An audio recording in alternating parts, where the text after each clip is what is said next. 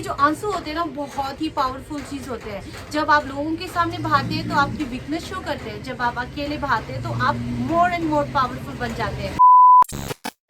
Hello everyone, welcome back to my channel once again. So मैं और अनिला आज यहाँ पे हैं। अनिला का नाम रिक्जिन।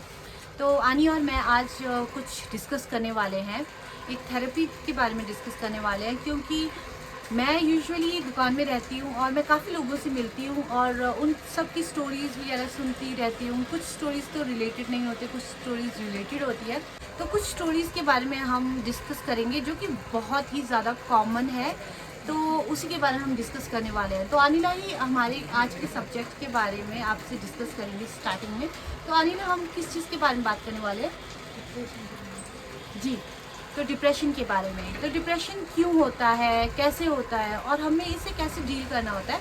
सो we are just gonna talk about that. Anila, हम जो डिप्रेशन है ये एक मानसिक रूप का एक बीमारी है या साइकोलॉजिकल डिसऑर्डर है, बट ये डिसऑर्डर कम अपने दिल का वहम ज़्यादा है। ये कोई डिसऑर्डर नहीं होता। जब हम थोड़ा सा दुखी होने लग जाते हैं तो बस डॉक्टर इसका नाम दे देते हैं डिप्रेशन। बस यही एक चीज़ है मेरे ख्याल से। आपका क्या मानना है?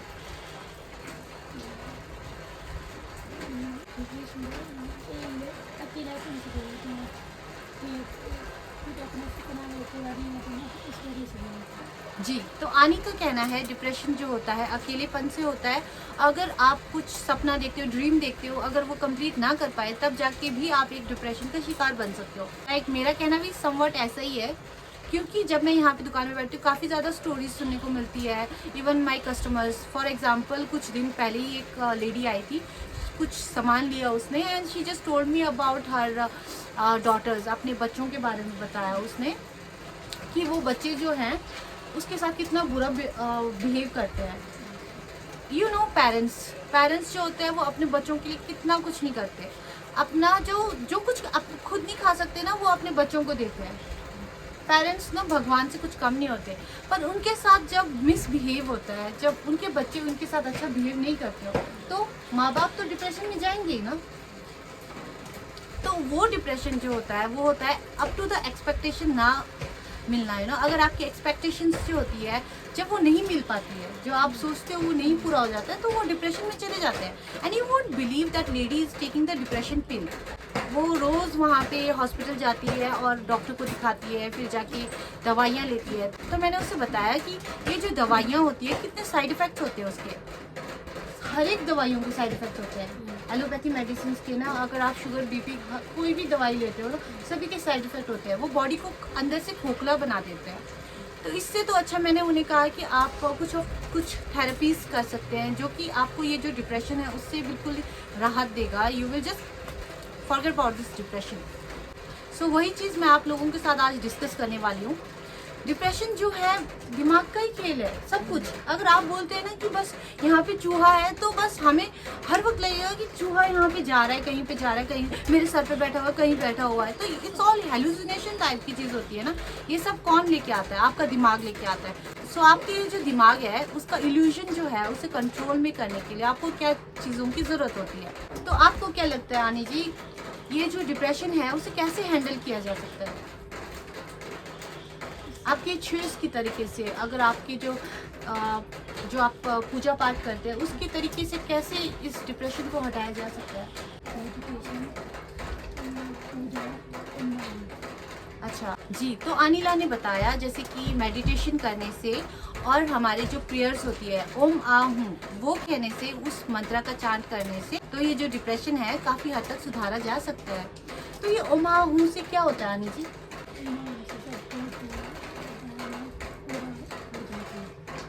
ओके, तो अनिला का कहना है ओम आ हूँ वर्ड जो होता है, ये जो मंत्रा होता है, वो आपके दिमाग और अंदर की नेगेटिविटी को सब बाहर निकाल के फेंक देता है। ओम आ हूँ, ओम आ हूँ वर्ड जो होता है वो एक स्पिट की तरह होता है। हूँ जैसे आप ना इसे फेंक रहे हो, है ना, जैसे अंदर ले रहे हो और फेंक रहे हो।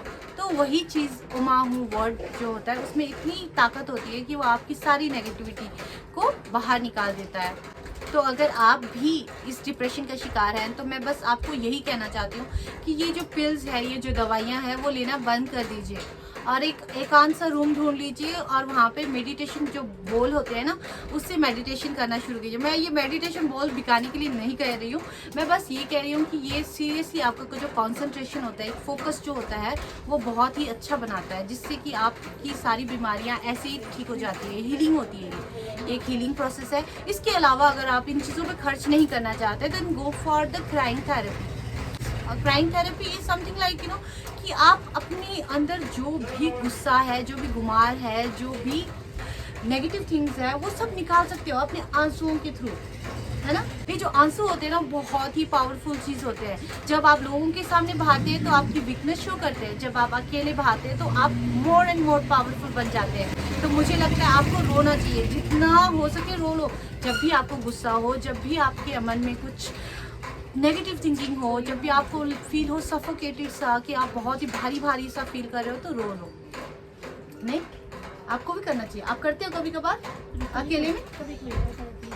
होता है ना, तो कर लेना चाहिए। मैं तो बहुत करती हूँ। जब भी मुझे किसी चीज़ का गुस्सा होता है, कुछ होता है ना, मैं रो लेती हूँ, तभी जाके ना मैं खुश रहती हूँ। मैं कभी भी टेंशन नहीं लेती। क्यों नहीं लेती? क्योंकि एक रोना जो होता है ना, वो सब कुछ निकाल ही देता है एनीवेज। और वैसे भी वाला चिंता विंता करके कुछ नहीं मिलने वाला, खाली आए हो खाली जाने वाले हो। So the second therapy is laughing therapy. Laughing therapy तो बहुत ही मज़ेदार होती है। अगर आप प्रैक्टिस करते हो ना, हर सुबह किया कीजिए, अराउंड 10-15 मिनट्स के लिए ही क्यों ना। क्योंकि लाफिंग थेरेपी होती है ना, आप हंसते हो, मुस्कुराते हो, आपका जो ब्लड सर्कुलेशन जो होता है वो अप एंड डाउन होता है। तो वो एक आपका एक्सरसाइज भी हो जाता है, एज वेल एज आप खुश रहने लग जाते हो। अगर आपके दिन की शुरुआत जो होती है वो एक स्माइल के साथ होती है, then what you can expect. बस दिन पूरा अच्छा हो जाता है, राइट। अगर आप कितनी भी प्रॉब्लम्स को फेस कर रहे हो, बस हंसा करो, हंसाओ। और आनी का फेस देखकर तो लगता है ऑलवेज शी जस्ट लाफ्स, है ना। आनी हमेशा खुश रहती है। ओके, तो थर्ड है ब्रीदिंग एक्सरसाइजेस। ब्रीदिंग एक्सरसाइज जो होती है वो तो बस, ये तो बहुत ही ज़रूरी होती है। अगर आप योगा कर रहे हो, कुछ भी कर रहे हो, बस ब्रीदिंग, आप अपने ब्रीदिंग पे फोकस करो। इनहेल, एक्सहेल, ये तो सबसे अच्छा योगा पोजीशन है, योगा एक्सरसाइज है ना। हमेशा ब्रीथ करते रहो, ब्रीदिंग एक्सरसाइज परफॉर्म करो। It will take away all the depression, all the stress, all the anxiety, सब कुछ। तो उसके अलावा तो योगा है। योगा तो या like it's a medicine. Yoga तो मेडिसिन है। आप करते हैं? ओके, मैं भी नहीं करती, पर ये बहुत ही ज़रूरी है। पर हमें परफॉर्म करना चाहिए, हमें स्टार्ट करना चाहिए। योगा, एक्सरसाइज, ये सारी चीज़ें ना बहुत ही अच्छी होती है हेल्थ के लिए। लाइक एंसेस्टर, पुराने ज़माने से लोग करते आए हैं, हमें भी परफॉर्म करना चाहिए। हम हैं कि बस सोते रहते हैं। तो सोना भी ज़रूरी है। You have to complete the sleep. अगर आप इनफ स्लीप नहीं लेते हो ना, आपकी बॉडी जो रिजुविनेट नहीं होती है। इसे भी तो दोबारा से अपनी थकान को हटा के इसे दोबारा से फ्रेश होना होता है ना। तो sleep is also very necessary. ये सारी चीज़ें बहुत छोटी है, आपको भी लगता है ना, बहुत छोटी छोटी सी चीज़ें हैं, पर हम इस पे ध्यान नहीं रखते, इसका ध्यान नहीं रखते। तो तब जाके हमारे पास इस तरह की बीमारियां आ जाती हैं। और जो बीमारियां एग्जैक्टली में होती भी नहीं है, पर फिर भी हमें लगता है ओ माय गॉड, हम इसका शिकार हो गए, अब हमें सुसाइड करना है, अब हमें ये करना है, वो करना है। तो ऐसा मत सोचिए, क्योंकि डिप्रेशन का इलाज आपके पास ही है। किसी के पास जाने की ज़रूरत नहीं है। अपने आप को हल्का महसूस करो, अपनी प्रॉब्लम्स को शेयर करो दूसरे के साथ, एक अनजान इंसान के साथ ही क्यों ना शेयर कर लो, क्योंकि ये बहुत ज़रूरी है। Instead of taking the medicine, I feel like कि you should go for the counselling. आप लोगों के साथ अपनी प्रॉब्लम शेयर करो, अपनी प्रॉब्लम्स को बताओ, ताकि आपको उसका सोल्यूशन मिले। अपने आप में सोल्यूशन ढूंढने की बिल्कुल भी ज़रूरत नहीं है। यहाँ पे आजकल तो क्या क्या चीज़ें अवेलेबल नहीं है ना। आपके फ्रेंड सर्कल में बात कर सकते हो, अपनी सिस्टर्स के साथ बात कर सकते हो। यू कैन शेयर एवरीथिंग, क्योंकि शेयरिंग इज़ केयरिंग। तो गाइज, मेरे हिसाब से तो इतना ही है, और काफ़ी ज़्यादा लेट हो चुका है। We are gonna just got to go, क्योंकि अब बारिश भी रुक चुकी है और हमें अब दुकान बंद करके जाना है और आनी जी को खाना बनाना है। So our routine is somewhat like that. So depression से दूर रहिए, खुश रहिए, ऑलवेज हंसते रहिए। That's what our wish is. तो आनी जी, लास्ट वर्ड क्या कहना चाहेंगे हमारे व्यूअर्स से? बोलिए। Okay guys, then bye bye, take care and see you soon in next vlog. Till then, bye, and don't forget to subscribe, like and share. Ani, bolo subscribe, like and share.